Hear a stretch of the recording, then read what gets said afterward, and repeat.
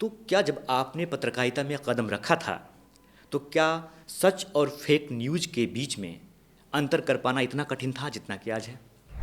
नहीं, उस ज़माने में एक तो इतने न्यूज़ चैनल्स नहीं हुआ करते थे। सिर्फ आकाशवाणी होता था भारत में, दूरदर्शन होता था और अंतर्राष्ट्रीय स्तर पर बीबीसी होता था। कैसे आप पता लगा पाते हैं कि ये फेक न्यूज़ है, हमें इस तरह की जानकारी इसमें शामिल नहीं करनी है? देखिए, इसमें पूरी तरह से ऑथेंटिसिटी पे जोर दिया जाता है। जो भी चीज़ हम बता रहे हैं, उसका ना कोई स्रोत है। क्या एआई ने तकनीकी रूप से हमें दक्ष किया है या हमारे लिए बड़ी चुनौतियां पैदा कर दी हैं? इसमें एआई की मदद मिलती है, लेकिन अगर आप किसी खबर को रोबोट की तरह ट्रीट करें, बिल्कुल जिसका कि मशीनी समाधान हो हर चीज़ का, तो वो हमारी समझ में शायद उचित नहीं है। तो इसका मतलब यह है कि एआई कहीं न कहीं इंसानी रचनाशीलता पर हावी हो जाएगा? देखिए, ये डिपेंड करता है आदमी के ऊपर कि वो एआई का किस तरह से इस्तेमाल करता है। हेलो नमस्कार, मैं हूं आपका दोस्त सुमित और लेकर हाजिर हूं एक पॉडकास्ट ख़ास मुलाकात। आज के हमारे मेहमान हैं बीबीसी के सीनियर जर्नलिस्ट और मशहूर स्टोरी टेलिंग सीरीज विवेचना की जानी मानी आवाज़, एक शानदार शख्सियत श्री रेहान फजल जी। तो सर, आपका हमारे पॉडकास्ट में हार्दिक स्वागत है। बहुत शुक्रिया आपका। सर, हम पॉडकास्ट की शुरुआत करते हैं आज के विषय से। आज का हमारा विषय है पत्रकारिता, आधुनिकता, एआई, चुनौतियां और समाधान। सर, अक्सर कहा जाता है कि पत्रकारिता सच कहने का एक ज़रिया है।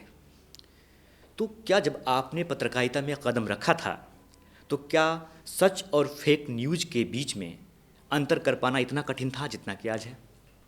नहीं, उस ज़माने में एक तो इतने न्यूज़ चैनल्स नहीं हुआ करते थे। सिर्फ आकाशवाणी होता था भारत में, दूरदर्शन होता था और अंतर्राष्ट्रीय स्तर पर बीबीसी होता था। तो चैनल्स की बहुत कमी थी और जो कुछ भी होता था वो ऑथेंटिक होता था, क्योंकि ये दोनों सरकारी चैनल थे। तो वहाँ फेक न्यूज़ की इतनी गुंजाइश नहीं थी और बीबीसी की भी एक अपनी अंतर्राष्ट्रीय ख्याति थी और वहाँ ख़ास तौर से इस बात का बहुत ध्यान रखा जाता था कि कोई भी खबर जो क्रेडिबल नहीं है, जिस पे विश्वास न किया जा सकता हो, उसको देने से बचा जाए।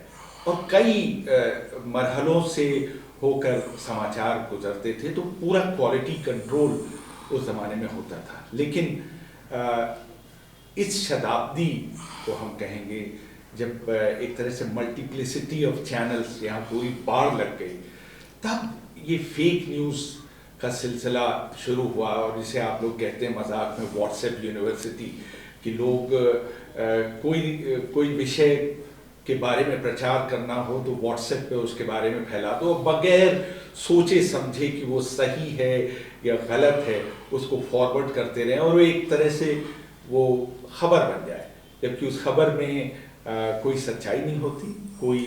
उसको वो सच्चाई के मापदंड जितने होते हैं उसमें से होकर गुजरता नहीं। और चूंकि उसे बहुत से लोग कह रहे होते हैं, बहुत से लोग विश्वास कर रहे होते हैं, तो उसको असली खबर मान लिया जाता है और असली खबर गर्त में चली जाती है। जो असली खबर होती है उसको लोग इतना ध्यान नहीं देते जितना ये फेक न्यूज़ जो होता है। और ऐसे बहुत से उदाहरण हैं जिनके बारे में कहा जा सकता है कि बिल्कुल कतई भी उनके बारे में सच नहीं था, लेकिन भारत के बहुत से लोग मानते थे कि बिल्कुल सच्ची कहानी है। तो आज के दौर में भी आप बहुत ही सक्रिय हैं पत्रकारिता में। तो कैसे, वो कौन सी काबिलियत है जिसकी वजह से आप अपनी एक जो श्रृंखला चलाते हैं विवेचना, एक गंभीर श्रृंखला चलाते हैं, कैसे आप पता लगा पाते हैं कि ये फेक न्यूज़ है, हमें इस तरह की जानकारी इसमें शामिल नहीं करनी है? देखिए, इसमें पूरी तरह से ऑथेंटिसिटी पे जोर दिया जाता है। जो भी चीज़ हम बता रहे हैं उसका ना कोई स्रोत है। ये नहीं कि हम किसी की सुनी हुई बात बता रहे हैं या अपनी पसंद की बात बता रहे हैं। हमें कोई पर्टिकुलर पार्टी पसंद है तो हम उसके कसीदे पढ़ रहे हैं, ऐसी बात नहीं है। जो भी कुछ हम कह रहे हैं वो हम किसी के संदर्भ से कह रहे हैं, किसी ने वो बातें कही हैं, लिखी हैं अगर हमने इंटरव्यू लिया है तो वो ऑन रिकॉर्ड उसके शब्द हैं, तो वो बताने की कोशिश की जाती है। और दूसरी जो सबसे बड़ी चीज़ है इस सीरीज़ की सफलता का, कि दूसरा पॉइंट ऑफ व्यू, जो कि चाहे जितना अप्रिय आपको लगे वो वाला पॉइंट ऑफ व्यू, जितना असहज लगे, लेकिन उसको देना ज़रूरी है। उससे ये लगता है कि आप बायस नहीं हैं, आप ऑथेंटिक हैं, आप दोनों तरह के व्यूज़ लेकर चल रहे हैं। हम उसमें कोई जैसे कहते हैं कि राय अपनी नहीं बनाते कि ये सही है या गलत है। लिसनर और दर्शक इतने बुद्धिमान हैं कि उनको ये सारी चीज़ें दोनों पक्ष सुन के बहुत आसानी से अंदाज़ा हो जाता है कि क्या बात जो कही जा रही है वो सच है, उस पर विश्वास किया जाए या न किया जाए, ये उनको बहुत अच्छी तरह से मालूम। निश्चित तौर पर इससे बड़ी सहायता मिलेगी हमारे छात्रों को भी और भावी पत्रकारों को भी। तो चलते हैं, पॉडकास्ट का रुख मोड़ते हैं एक नई तकनीक की ओर जो आ गई है, वह है एआई। एआई से तो हम सभी वाकिफ़ हैं। तो सर, आज तो एआई तकनीक का युग है, तो तब की पत्रकारिता में और अब की पत्रकारिता में क्या अंतर पाते हैं? क्या एआई ने तकनीकी रूप से हमें दक्ष किया है या हमारे लिए बड़ी चुनौतियां पैदा कर दी हैं? देखिए, ऑटोमेटेड कंटेंट जनरेशन इससे होता है। अपने आप आपने इच्छा प्रकट की कि इस विषय पर हमें कुछ मटेरियल चाहिए, और वो मटेरियल आपके सामने आ जाता है। कई चीज़ों में बहुत मदद मिलती है उससे, हम ये डिनाई नहीं करते। जैसे डेटा पैटर्न है, आइडेंटिफिकेशन ऑफ पैटर्न्स है, सवाल इंटरव्यू के लिए सवाल चुनने हैं, लोग क्या पसंद कर रहे हैं, इसमें एआई की मदद मिलती है। लेकिन अगर आप किसी खबर को रोबोट की तरह ट्रीट करें, बिल्कुल जिसका कि मशीनी समाधान हो हर चीज़ का, तो वो हमारी समझ में शायद उचित नहीं है। सवाल तो हमने तैयार कर लिए एआई की वजह से, लेकिन अगर जो व्यक्ति जो आपके सवाल का जवाब दे रहा है और आपको पूछने की जिज्ञासा है या आपको पूछना चाहिए, वो आप नहीं पूछ पा रहे क्योंकि एआई ने आपको सप्लीमेंट्री क्वेश्चन तो लिख कर दिए नहीं है। तो ये नुकसान पहुंचाता है, और ओवरऑल जो ग्रोथ होती है जर्नलिस्ट की, उस पे नुकसान पहुंचता है। तुरंत भर के लिए या फौरन उसके लिए तो बड़ा अच्छा लगता है कि सब विषय आपके सामने और आप बिल्कुल सन्नाटे से सारी बातें कहे जा रहे हैं, लेकिन जो पर्सपेक्टिव है किसी विषय के बारे में, ज्ञान है जो इन डेप्थ उसके बारे में जानने की वो है, वो सिर्फ पढ़ने से आती है, वो एआई से नहीं आती। जब तक आपने 100 किताबें नहीं पढ़ी हैं, 100 अखबार नहीं पढ़े हैं, 100 लोगों के व्यूज़ नहीं पढ़े हैं, इंटरव्यू नहीं किए हैं, तो वो पर्सपेक्टिव नहीं आता है, और ये आपको लॉन्ग रन में जाके नुकसान पहुंचाता है। जब आप बड़ी स्टोरीज कर रहे होते हैं, जब आपको उसकी पृष्ठभूमि के बारे में जानकारी चाहिए होती है, तब आप थोड़े से स्टम्प हो जाते हैं कि साहब ये तो एआई के पास उसका इलाज नहीं है। लेकिन शॉर्ट टर्म के लिए बहुत अच्छी चीज़ है, रेफरेंस मटेरियल के लिए आप उसकी मदद ले सकते हैं, लेकिन उस पर आप डिपेंडेंट नहीं रह सकते। और लेकिन दुर्भाग्य ये है कि आजकल के जो बडिंग जर्नलिस्ट हैं वो उस पर पूरी तरह से डिपेंडेंट होकर अपना जर्नलिज्म कर रहे हैं, जो कि उनके विकास में, उनके ग्रोथ में, उनके ज्ञान के अर्जन में हमारा ख्याल है दिक्कत खड़ी करेगा। तो इसका मतलब यह है कि एआई कहीं न कहीं इंसानी रचनाशीलता पर हावी हो जाएगा? देखिए, ये डिपेंड करता है आदमी के ऊपर कि वो एआई का किस तरह से इस्तेमाल करता है। अगर वो उसको एक सहायक टूल के रूप में इस्तेमाल कर रहा है कि हाँ इससे हमें थोड़ी मदद मिल रही है, तो ठीक है।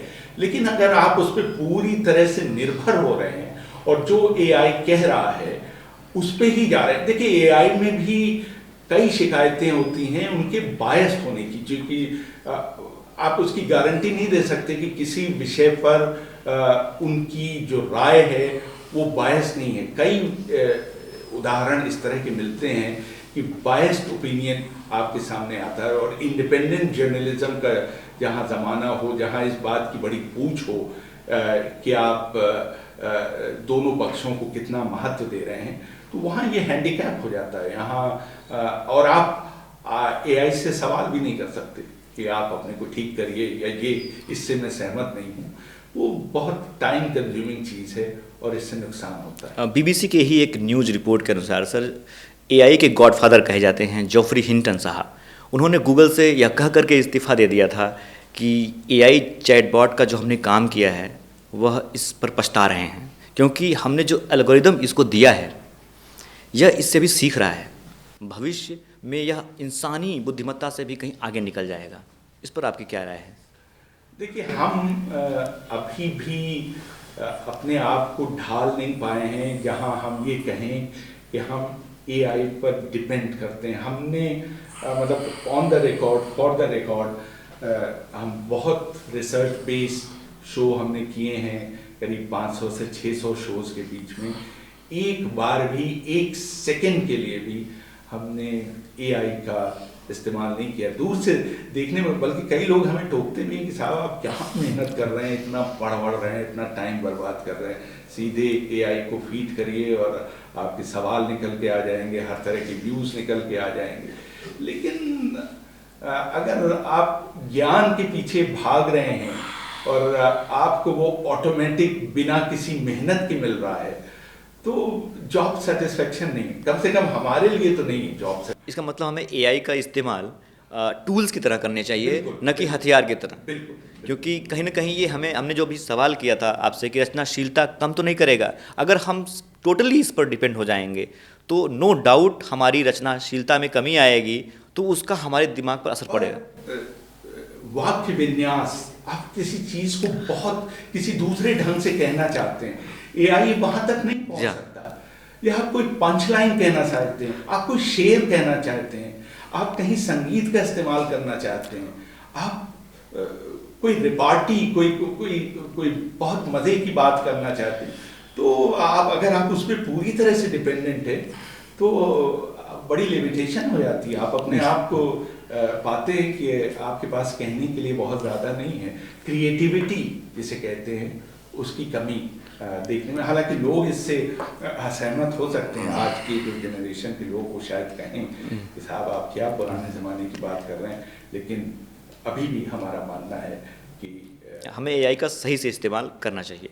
तो हम आगे बढ़ते अपना, हमारी नेक्स्ट जो विषय हमारा है वह है कि आप मीडिया इंडस्ट्री से हैं, हम मीडिया एजुकेशन सिस्टम से हैं, हम मीडिया के शिक्षक हैं और आप मीडिया के पेशेवर पत्रकार हैं। मेरा एक बहुत ही जेन्युइन सवाल यह है सर कि वह गैप क्या है जो गैप हमें भरना चाहिए ताकि हम एक अच्छा पत्रकार पैदा कर सकें एक शिक्षण संस्थान के रूप में?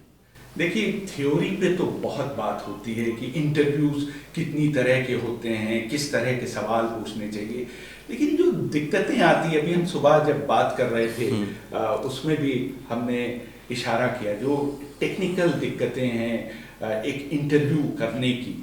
हमने विड्थ ऑफ क्वेश्चन की बात की कि आपने इतना विड्थ दे दी है क्वेश्चन की कि सामने वाले को पता ही नहीं चल रहा है किसका जवाब दिया जाए, से शुरू किया जाए, किसका जवाब पहले दिया जाए, किसका बाद में दिया जाए। आप एक बार में 5 सवाल पूछ रहे हैं अपने आप को परेशानी से बचाने के लिए कि आप वही तैयार करके लाएं, तो आप सोचते हैं कि एक को में सारे सवाल पूछ लिए जाएं, तो उसकी समझ में नहीं आ रहा कि पहले किस सवाल का जवाब दे, और अगर वो दे भी रहा है तो सवाल नंबर 3 का जवाब दे रहा है जो आपके लिए इतना इम्पोर्टेंट नहीं है। तो ये सब छोटी छोटी चीज़ें कि आप अपना होमवर्क करके जाएं, क्वेश्चनायर अच्छे से तैयार करके जाएं, सप्लीमेंट्री पूछने की उसमें गुंजाइश रखें, कलम तैयार रखें कि इतने मिनट पे इन्होंने ये कहा है, ताकि आपको पूरा इंटरव्यू सुनने की ज़रूरत ना पड़े। उनको किस तरह से आप इनकरेज करें, आई कांटेक्ट का क्या इम्पोर्टेंस है, भाव भंगिमा कैसी होनी चाहिए, सामने वाला व्यक्ति अगर नर्वस है तो उसको किस तरह से उसकी नर्वसनेस दूर की जाए, बहुत बातूनी आदमी है तो उसको किस तरह से रोका जाए, बिल्कुल बोल ही नहीं पा रहा है तो उसको किस तरह से इनकरेज किया जाए। ये सब चीज़ें इंस्टीट्यूशंस में नहीं पढ़ाई जाती, सिलेबस में नहीं है ये सब चीज़ें।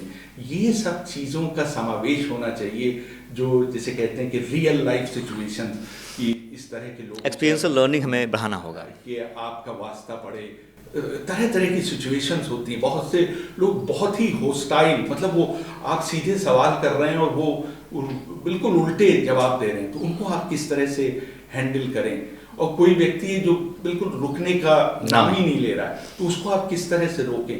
तो ये सब बहुत बारीक चीज़ें हैं जो मतलब अगर रियल लाइफ सिचुएशंस इन पे पढ़ाया जाए, उनको टैकल करने के तरीके बताए जाएं, प्रैक्टिकल एक्सरसाइज हो जिसमें एक व्यक्ति बैठा हो जो बिल्कुल होस्टाइल हो और आप इंटरव्यू कर रहे हो, होस्टाइल जवाब दे रहा हो और आप उसको किस तरह से हैंडल करते हैं और दूसरे कुछ लोग देख रहे हो और वो ऑब्जर्व कर रहे हैं और वो बताएं आपको कि कहाँ आपसे गलती हुई, कहाँ आपने अच्छा परफॉर्म किया।